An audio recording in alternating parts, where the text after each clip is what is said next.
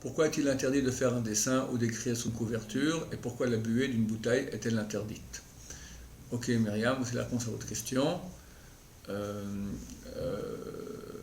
À l'instar de Dieu, comme j'explique dans le cours sur le Shabbat, dont voici le lien sous la vidéo, à l'instar de Dieu qui a créé le monde pendant 6 jours, le 7e jour a cessé son œuvre de création, nous aussi, pendant 6 jours, nous intervenons dans la matière de façon constructive.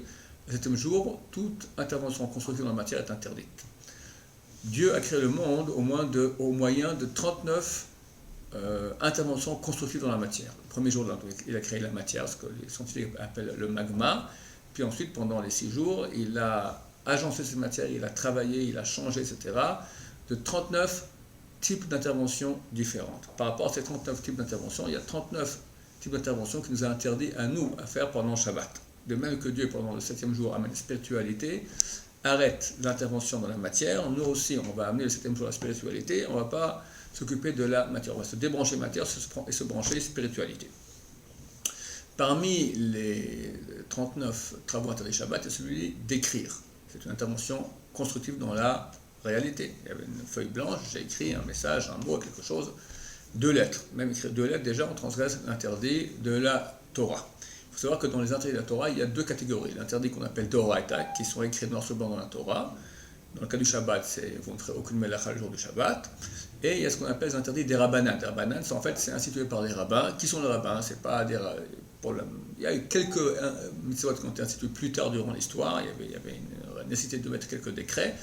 Mais l'immense majorité de ces interdits proviennent de Moshe Rabbeinu lui-même, qui, par ordre de Dieu aussi, a interdit des choses qui sont, on va dire, des sortes de haies, des sortes de barrières autour de l'interdit principal. Dans le cas d'écrire, l'interdit principal, celui d'écrire, mais cela sera seulement si on écrit de façon à ce que notre écriture reste existante pendant une très grande période. Si je prends maintenant une feuille, j'écris au crayon, j'écris au stylo, etc., ça restera des mois, peut-être des années.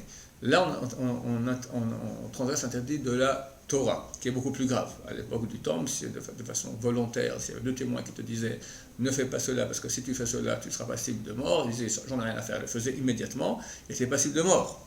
Aujourd'hui, ça fait donc 2000 ans qu'il n'y a pas cela, mais normalement, on subit le karet, on fait de façon volontaire, sachant que c'est interdit, le karet, c'est extrêmement grave. Maïmonide dit qu'il n'y a pas de vengeance plus grave que ce karet qui est le retranchement de l'âme. Par contre, si on transgresse les interdits des rabbanan, qui sont la haie qui a été mise autour, c'est aussi grave, mais c'est quand même moins grave. Il n'y a pas de peine de mort, il n'y a pas de karet, c'est au moins assez grave aussi. Alors, dans le cas de l'écriture, quel est l'interdit des rabbanan? C'est lorsqu'on écrit de façon à ce que l'écriture ne va pas tenir longtemps. Par exemple, de la buée, sur la buée qu'il y a sur une fenêtre. Il y a une poudre de la cendre par exemple, j'écris sur la cendre. Alors si maintenant on a une couverture, si je passe au doigt, maintenant je peux faire un dessin, je peux écrire, ça va rester, mais ça va rester pas très longtemps. Donc c'est interdit des rabbanan, parce que ça va pas rester longtemps, mais c'est quand même interdit. Voilà l'explication donc à votre question, et je vous souhaite un Shabbat Shalom dans la sainteté, complètement débranché de la matière, complètement branché avec la sainteté et la joie que procure cette sainteté. Shabbat Shalom.